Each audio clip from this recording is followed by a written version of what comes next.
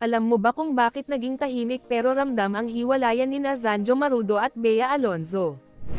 Nagsimula ang kanilang relasyon na low-key pero sweet, na ikinatuwa ng fans na nakakita ng bagong chapter sa love life ni Bea.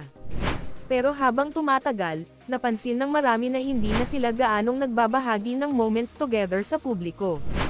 Hanggang sa 2022, kinumpirma na naghiwalay na sila matapos ang ilang taong relasyon.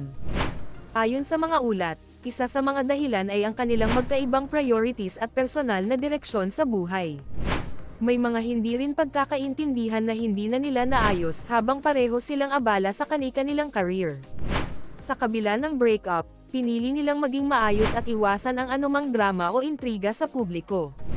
Ngayon, pareho na silang nakafocus sa kanilang personal growth at mga proyekto. Mula sa isang tahimik na relasyon, natapos ang kanilang kwento sa isang maayos pero masakit na palm.